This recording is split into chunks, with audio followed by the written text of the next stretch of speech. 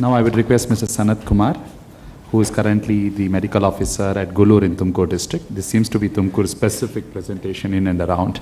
Anyway, Mr. Sanat Kumar, may we have you.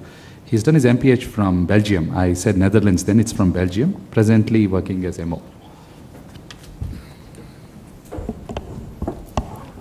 Respected to the chair and ladies and gentlemen, this is the last part of the primary care where I am working. It's also very important. I'm going to talk about performance analysis of my primary care services in Gulur, where I am working. This is a Gulur map of geographical map area of my health center with 5 sub-health centers, a population about 2,500 to 15,000 population. A PHC population is about 31,250. Rural population is 59% because it is a semi-urban health center. And the economy is small agriculture and commercial activities. Population is 62% of the population are below poverty line. My policy background is National Rural Health Mission 2007 to 2012 and the National Program for Increased Access and Utilization of the Quality Health Services in Rural India.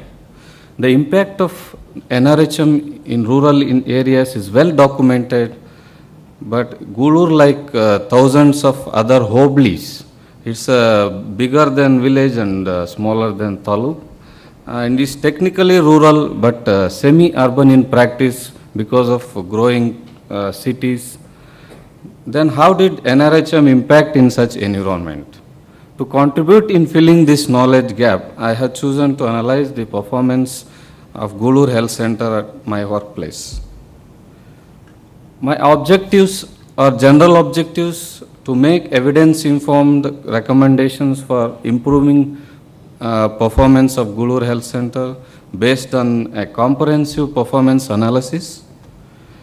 Specific objectives to identify analysis of health center existing performance deficiencies, to analyze health center capacity in terms of structure and manpower, to analyze health center performance with the tracer, indicators, OPD attendance, and the institutional deliveries from 2007 to 2011, and to compare the performance of my health center with the performance of neighboring semi-urban health centers, Katsandra and Siragate. And finally, to suggest approaches and tools to improve Gulur Health Center performance.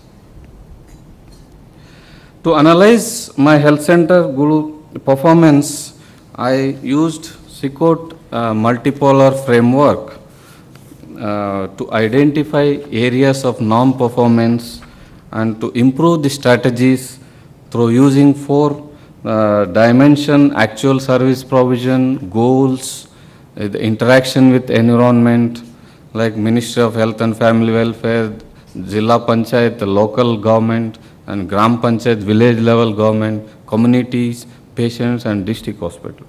And the cultural values, ethics, accountability, equity, and autonomy. So after analyzing through this methodology, I quoted some of the problem. The 2 underperforming key indicators are outpatient care and institutional deliveries. These 2 indicators I have compared with the 2 other health centers. In the graph, it shows that since 2007, the OPD attendance rate are decreasing trends since 5 years. And also in institutional deliveries from 2007 to 2011, there is only 3.5 percentage of deliveries which have registered ANCs for 1 year. So among the 96% of deliveries, 19% of deliveries are occurring in the home and 20% are occurring at the district hospital, and remain more than 50% of deliveries occurring at the private institution, which are causing out-of-pocket expenditure to the patients. So after analyzing and comparing with these two indicators with the other health centers, I have quoted some of the why these utilization of services in my low utilization of services. I found poor quality of care in terms of patient-centeredness, lack of patient-centeredness, and continuity of care due to lack of availability of doctor, availability of staff, and night services are not available. Geographical inaccessibility. Only 22.5% of the population living around the 5 kilometers of the PHC, and remaining population is above 5 kilometers, and most of the population near to the town, that is Tumkur town. Lack of permanency of health services, I quoted due to lack of availability of medical officers, frequent in charges with other health centers and other tasks. Unaffordability due to financial constraints and geographical inaccessibility, poverty, because 62% of the population are below poverty line. Poor health seeking behavior due to cultural barriers. Many patients first they will go to the praise in the temple and other local quacks. So then finally they will come to the PHC. And poor physical infrastructure. After 1998, all the health centers, primary health units have become upgraded to primary health centers. But on the papers they are upgraded, but the infrastructure they have not upgraded and the workforce have not upgraded, so it remains same. And poor referral system. Now 108 ambulance is working, it's one ambulance is for 1 lakh populations, so it's very difficult for poor referral and also very poor feedback from the district hospital. And weak operational management capacity, that is poor supportive supervision, and also weak community participation. And to way forward to boost my health centers, I have found 2 strategies. At the short-term strategies at the level of medical officer and Arogya Raksha Samiti to improve the availability of the drugs. And now we are have an NRHM, under NRHM we are purchasing, we have 5,000 rupees for purchase emergency drug. It has to be enhanced.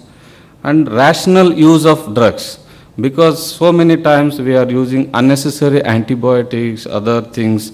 So we need guidelines and treatment guidelines to follow rational use of drugs, and dialogue with the community. So we are organizing every 6 months community health day in the primary health center, but hardly few people attend to these community meetings. So because of lack of trust in the health center, so we need to gain the trust. We have to go to every village and organize the health days, so we should gain the confidence, and also educate health education through our ASHA workers and Anganwadi workers. Task shifting of health services, selected doctor responsibilities to LHV and ANM, and supportive supervision is an instrument for continuous training of the personals, not for the inspection.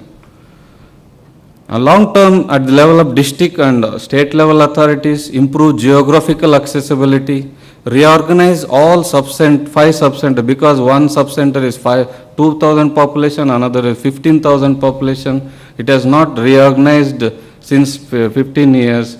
So it, according to IPHS standard, every subcenter should be 5,000 population, and motivate the ANM to stay in the headquarters by giving financial and non-financial incentives, improving the affordable health services, better effective insurance scheme, increase the incentives to economically poor patients, and opening the government medical stores at the premises and in around the PHC, providing generic drugs at the cheaper rates, Your time, I think, is up, Okay, Mr. thank Sanat you. Kumar. And providing the continuous services, second medical officer is a must for the curative consultations, because curative and preventive are very important. The patient expects a doctor to stay every time in the hospital, so we need second medical officer, and task shifting of health services to medical graduates, and improved referral system using untied fund to assist referred patient on need basis, and better feedback from the district hospital. Finally, providing physical infrastructure. Every year 10% of the MLA and MP funds compulsorily provided to the health infrastructure, and mobilizing financial resource, effective utilization of unutilized 3% of the budget from Gram Panchayat. They have a 3% of budget. Then collect user charges for APL families. And RSBY insurance scheme should extend OPD consultation for the primary health centers. So these strategies are depicted positively, best solution in terms of technical and financial feasibility, as well as acceptable to the community. Finally, a medical officer should own the responsibility to do all these things. He should have a ownership. These are the references I made. Thank you. Namaste. Thank you. Thank you, Mr. Sanat Kumar.